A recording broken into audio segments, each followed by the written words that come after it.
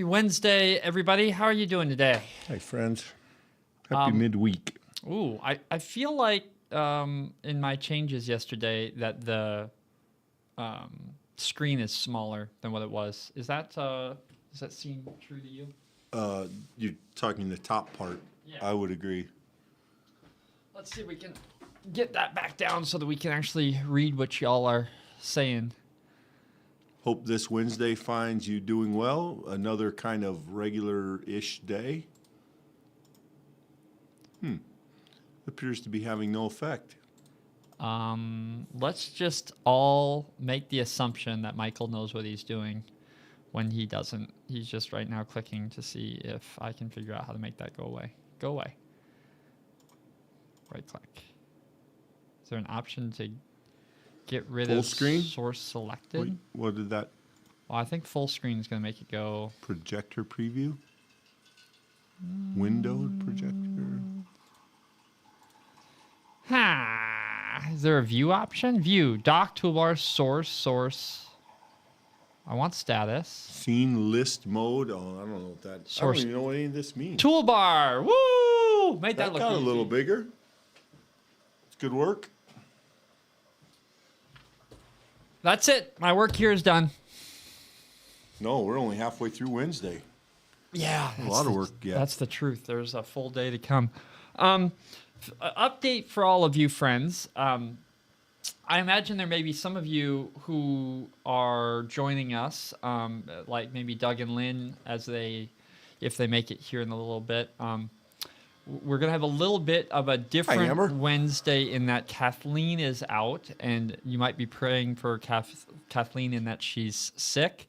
So tonight we're blessed to have, some of you might remember Chef Kevin, who has cooked for us in the past at Recharge. He's reprising the role, filling in tonight, and I believe the meal is lasagna. And he's garlic breadsticks and vegetables and bars and lots of good stuff. So join us for that. It'd be great to see you there. Lasagna.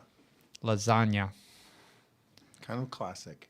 It's kind of a classic. What's your stance on lasagna? It's lots of mixed ingredients. Are you generally fine with that? It's really not. I mean, it's You like meat, noodles, you like the layers? cheese, and sauce. Yeah. It's not like they're throwing carrots in there. That's true. So what's your feeling on pot pies? Yeah, that's interesting. That's what we had for dinner last night, actually. One from Lisa's, or did you make one at home, or what? No, they weren't homemade. Somebody had dropped them off at some point, and so we were trying to kind of clean out some freezer stuff, and we had pot pies, and they were pretty good.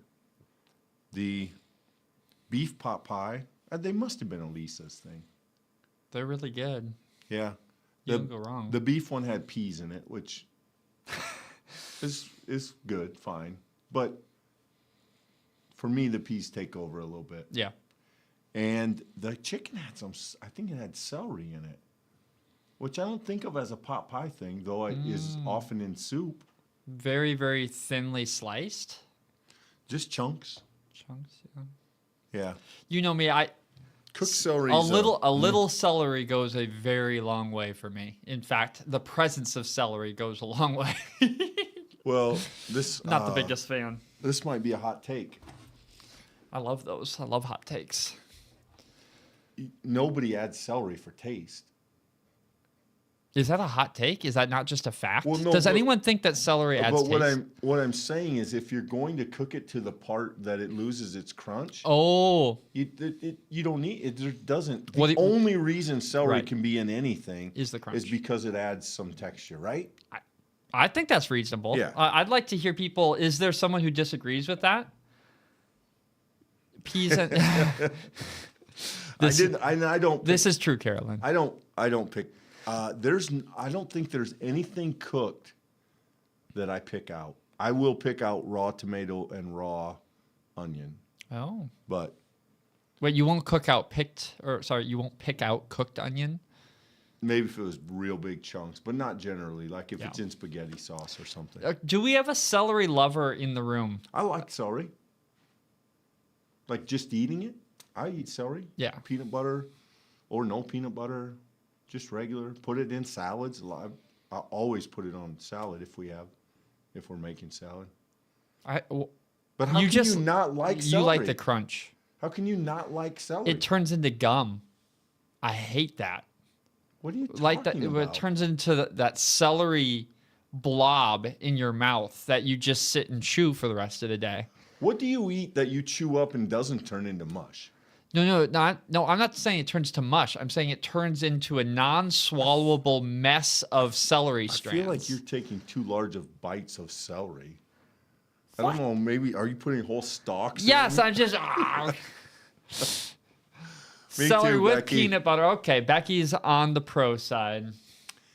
I'll be honest with you. I actually tell waiters when I get wings, like, don't waste your bother celery. with it. Don't put it on the plate. I'm not gonna eat your celery. I will eat celery. The day that Rochelle told me that celery had no nutritional content, and so therefore she didn't think that I needed to eat it, was the last day I ate celery. I don't mind celery at all. I just think if you're going to cook with it, don't make it soft. Can't believe then I'm the only one who eats celery and has the celery turn into chewing gum. Like, I'm serious. Like, it will never go away. You're sitting there chewing it and... That has not been my experience. Yeah. Most people, right, because it really doesn't have, I can't believe we're having a celery conversation, but it really doesn't have a lot of flavor. What conversation did you think we'd It have? doesn't really have a lot of flavor, so most people who don't like celery, it's most likely a texture thing. Yeah. Yeah. Stringy, they think it's stringy or they mushy, whatever you're trying to sell. I don't know. What I'm trying to sell.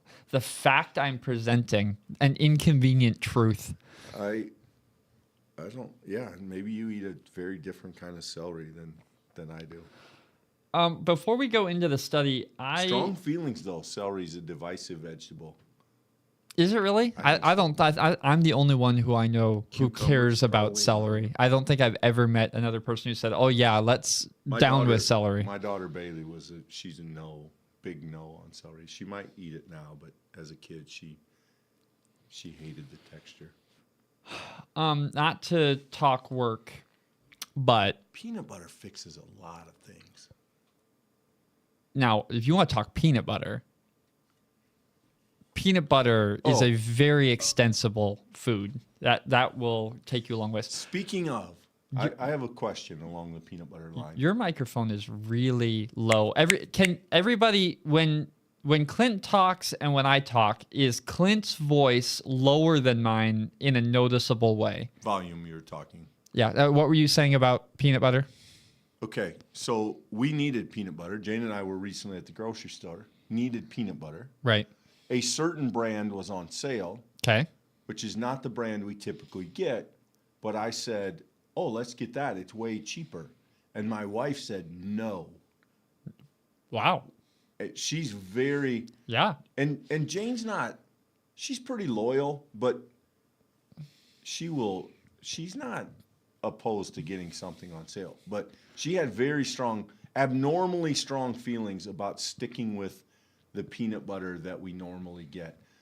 And I would say that peanut butter is... I can eat whatever kind of peanut butter. Not that natural stuff where you got to mix up the oil, although I've had it, it's fine. But that stuff's gritty generally, and it's not my favorite. Well, and they take all the sugar out. So, I mean, yeah. Most of us who are eating peanut butter are appreciating the sugar. Yeah, we're enjoying the sugar peanuts content. are fine, but let's get to the sugar. But so I'm curious if people have a go-to peanut butter brand. You got to think Jif is probably the major seller in peanut butter. Oh. Then you've got Skippy. You got Skippy. You've got Peter Pan. Reese's makes a peanut butter, Is but Peter I don't know. Pan better, or is that...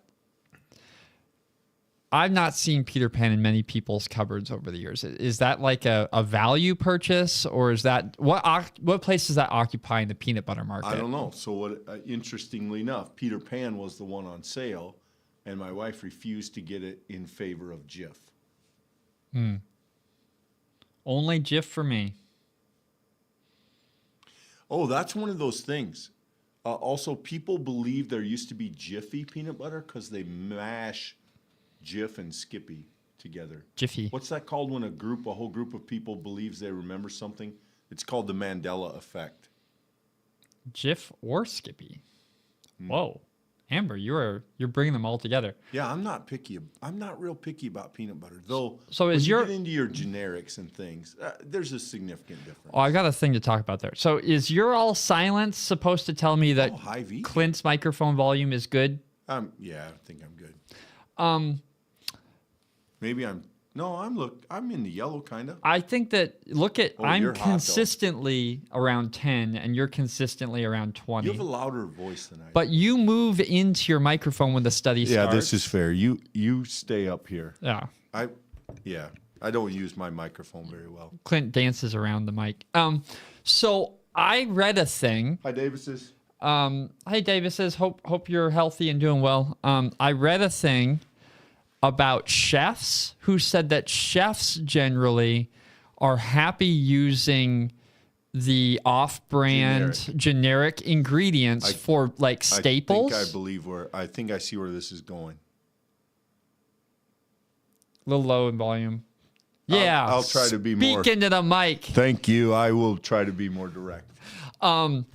But they said, interestingly, that those chefs will pay for the brand product when it comes to things like ice cream or like some of the meat cuts. And so like there's categories of things that they deem worthwhile, but most of the basic ingredients they're fine with. Well, and my working theory would be if they're going to add other things to it, chefs trust themselves to season and spice. Right. But if they're eating a finished product like ice cream or a cut of meat that you can't really change, then they probably they want very specific and finished. But otherwise, they'll add salt or they'll add their favorite thing or they'll do in some technique that adds flavor. I will say there's a few things. This is a weird conversation, I guess, but I really don't like flossing with the regular floss. I like flossing with the little pick flossers. Oh. And I tried buying the off-brand of those. And same thing with garbage bags. Hold on.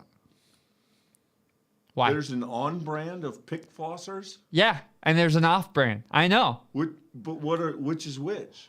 Like I couldn't name a brand. There's a great... I know there's blue ones and green ones. We use both of those colors. Yeah, so there's a green one that's a Walmart Great Value brand. And then there's a blue one that's the Plackers. I think is it blue? It's called Plackers and that's called Great Value. The difference of ours, and I don't know if this is color-coded or not, the blue have more of the tape floss, and the green ones have more of the cord. Yeah, so mine's more of the cord. Okay. But Campbell's only cream seed. Oh, that's interesting. Yeah, I could see that. Yeah, I can see that too. I have a soup story. I tried the off-brand ones, and they broke all the time in my mouth. Like I would go through 2 or 3 of them every time I flossed, and then I got the on-brand one again, never had it break. So I was like, well, worth the money. Same thing with garbage bags. I got off-brand garbage bags because the one I normally get was not in the store, and I will never go off-brand on that again either because, okay, I'm sorry. I've been thinking about that. I think who cares if your garbage bag breaks? It's garbage. So if you can get it to the garbage can, does it really matter? But it matters if it leaks and you're dragging it through your house or garage. Yeah, right. Okay, you get the last word. Oh, Carolyn reminded me of a soup story. So one of the things that Jane has been trying to do some research to what helps your platelet levels in your blood and your white counts and whatever. And one of the things on one of the lists was bone broth, which is kind of like stock, but it's where they leave bones in while things simmer. And you can make bone broth at home, but so she got a container of, I think it was beef bone broth. And her thought was that she would just eat that like a soup. You just heat it up. Oh. And she said it was terrible, to which I tried to be sympathetic, but I was really thinking, of course it is. You're eating bone broth. That normally goes in something like soup. Yeah. I mean, I don't know if I would be. I don't think many people would probably just go straight up bone broth. I won't cast a stone because when I did my elimination diet, the first night I ate white rice with plain tuna on it and a little bit of chili peppers. And it was Yeah, but that's at least food. very tasteless. Yeah. All right. Thanks all for putting up with us. I want to give you all a full heads up, and I really would appreciate your help during today's study. I did make a lot of changes to our audio setup yesterday because of some things I wasn't happy with in terms of volumes. If at any point in the study Clint is loud or I'm loud or we're both much louder than we were at a different point, if you would do me a huge favor and put that in the comments, that would really help me diagnose if we are remaining with any problems. So anyways, hope you're well. We will see you after the break.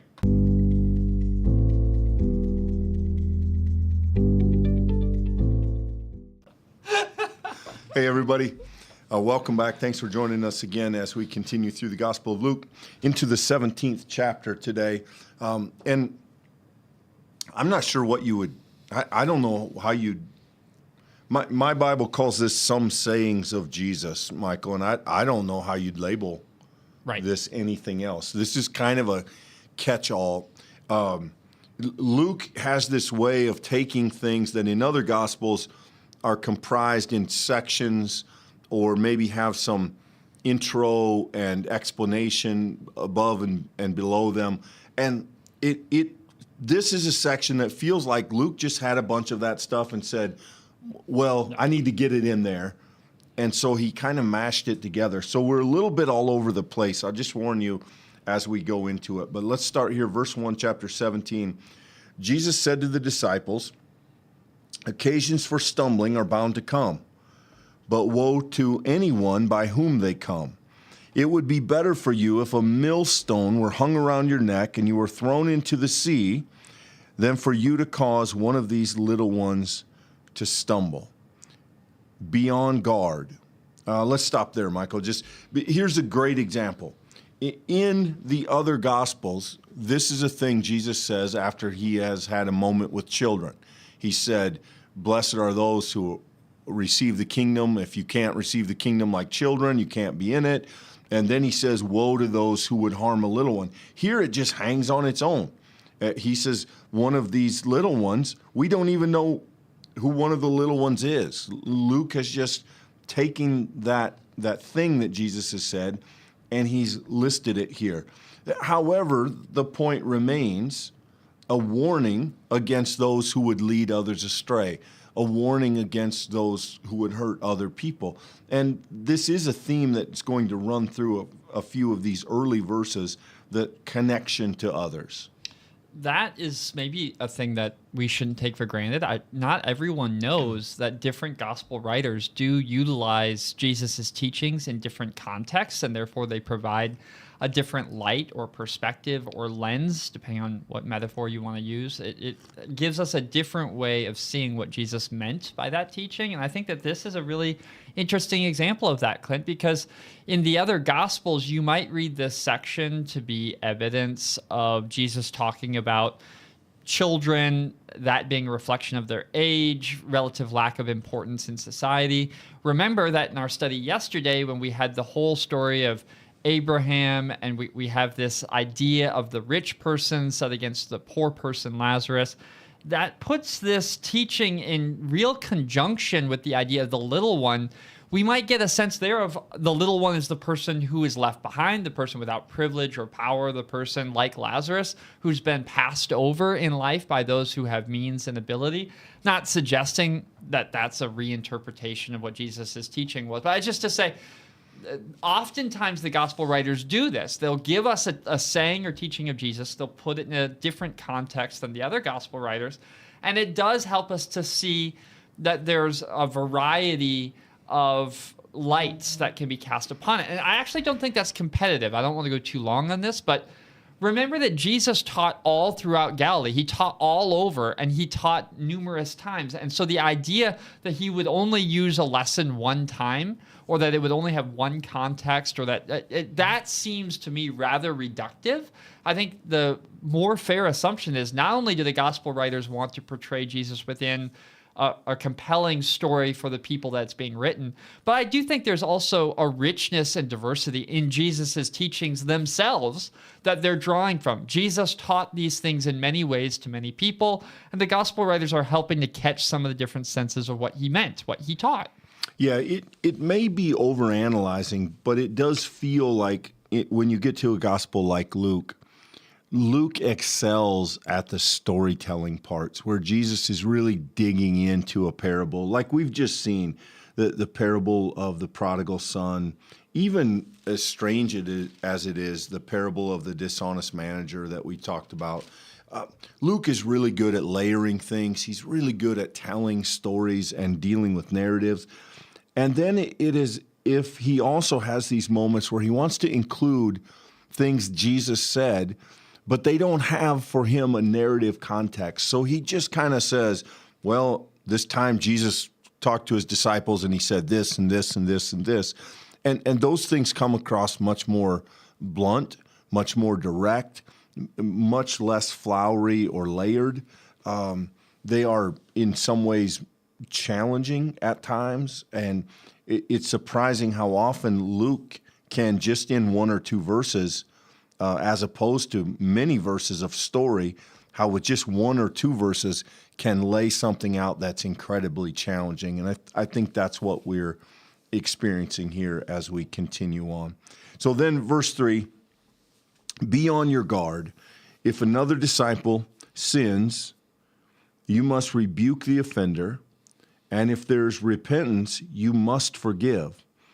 And if the same person sins against you 7 times a day and turns back to you 7 times and says, I repent, you must forgive. So again, just a short passage here, but a deeply challenging one. The nature of the responsibility of forgiveness for a disciple. Now, we have to balance this. Jesus is not saying hang in there with people who abuse you or take advantage of you or those kind of things. But what Luke is giving us here is a very disturbing look at the depth of grace that Jesus expects in the life of a disciple, of a follower. If it happens 7 times in a day and that person repents, you clean the slate. You start over with them. You must forgive. This is a deeply challenging word, I think, for most of us. So, Clint, I actually think that the way that we protect ourselves from a text like this is we often choose to take a section like this and make it overly literal. In other words, I think one of our temptations is to say, well, that I don't want to forgive, or forgiving is hard, and clearly Jesus doesn't mean that I'm supposed to forgive, every infraction, no matter how big, when these people are taking advantage of me, or when it is this horrible relationship, and we give ourselves an off-ramp. I think what is being very clearly taught here is that in the face of true repentance, which means to actually turn, to actually desire reconciliation, we're not talking about someone who is seeking their own ends, a person who's holding a person captive emotionally or physically. Yes, there are extremes that this is not intended to include, but we take it so literally as to say, well, because it obviously doesn't mean that, it doesn't apply to me. And the truth is, forgiveness is ridiculously hard. In fact, we've recorded a few conversations about the spiritual discipline of forgiveness, about choosing forgiveness even in the face of the infraction, even in the face of the challenge within our own souls. It is an unbelievably tenuous and difficult journey to wake up and decide forgiveness will be my spiritual discipline and choice today. And Jesus in a saying like this makes it absolutely clear that that is a core and essential part of the Christian faith. And make no mistake about it, as we're going to move on in just a second, the disciples respond, increase our faith. I mean, Clint, that's not entirely accidental. I mean, Luke knows the force of words like that. Yeah, so I mean, we jump in there. The apostles said to the Lord, increase our faith. And the Lord replied, if you had faith the size of a mustard seed, you could say to this mulberry tree, be uprooted and planted in the sea, and it would obey you. And I think your point, Michael, and what's telling is that faced with the challenge to forgive somebody multiple times, to forgive somebody continually as they repent, the disciples seem to be met with their own inability, and they say, increase our faith. In other words, how could we do that? How is that possible? Increase our faith. And here again, Jesus, in just a couple verses, takes what is a parable in other Gospels, what gets more attention in Matthew, and Jesus says, well, if you had faith, even to a small degree, you could do large things. And so rather than comforting the disciples, Jesus just further challenges them, and that's kind of the theme of this section as we move toward a not easy conclusion, but I think that's what we see in part here, Michael. Yeah, and I don't want to beat this into the ground at all, Clint, but I do want to. I feel compelled to point this out as we encounter texts like this. This type of teaching is used and was, when I was a child, used to exemplify the idea that the Christian life is about gaining more faith. If you could just get more faith, get your hand around more faith, and you're going to be able to do bigger things, right? That idea, if you have the faith, you can speak to the thing and the thing will happen. And then the teaching or the lesson from that kind of reading of this text is that you can do bigger, better, you can be richer and stronger. And what's fascinating is, and to your point, this is connected to the idea of forgiving. Don't let that go, that the act of forgiving is the preceding lesson to the act of exercising faith. And that's not accidental. That's really important that you keep in mind that, in other words, this isn't about worldly wealth, power, and privilege, but this is about the idea that there are some spiritual tasks that are beyond our ability to do ourselves. And in those moments, forgive, we have to reach out down deep, and the prayer of our heart is, God, give me faith. God, help me. God, meet me where I can't go. Because anybody who's lived in those hard places knows that we meet the end of ourselves, and that's where we discover that Jesus Christ has already been there and is carrying us forward. It's not a compliment to the history of Christians that we have often taken a verse which is given as the answer, how can I find the faith to forgive someone repeatedly? How can I find the faith to be gracious? How can I find the faith over and over again to give someone forgiveness and mercy as I've received? And we've turned that into how can I get what I want in life, or that getting what I want in life should be some kind of reward for my faith, or that faith would be a pathway to success and wealth. And Luke helps us here by keeping this context together. The quest for faith in the disciples' question is the quest to live the kind of life that Jesus calls them to, a life of forgiveness, a life of constant grace, and they know within themselves that that's going to take supernatural help, as do I think we all when we're confronted with it. As we move to the conclusion here, these are tough verses. Part of that is the context, part of that's the culture. These are just out of step with our current world. So let me read them, and we'll try to clear them up a little bit. Who among you would say to your slave who has just come in from plowing or tending sheep in the field, come here at once and take your place at the table? Would you rather not say to him, prepare supper for me, put on your apron and serve me while I eat and drink? Later, you can eat and drink. Do you thank the slave for doing what was commanded? So you also, when you have done all that you were ordered to do, say, we are worthless slaves. We've done only what we ought to have done. I wonder, I'm beginning to wonder if Luke gives us more troubling language than I initially suspected, Michael. This idea that Luke ends with the thought that we should evaluate ourselves as worthless slaves gets in the way. And this seems like such a harsh passage, right? The slave comes in. You're not going to serve the slave. The slave is going to serve you. Right. You are the master. And it's a hard way for us to get there. But the idea is clearly here, God is the master. We are the servants. Servants don't get thanked for doing what you're supposed to do. That's your job. That's your task.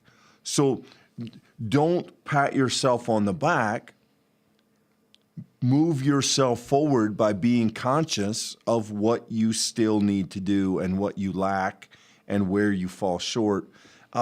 This is a very sharp way to get to that point, Michael. This is just one of those texts that feels like being thumped a little bit.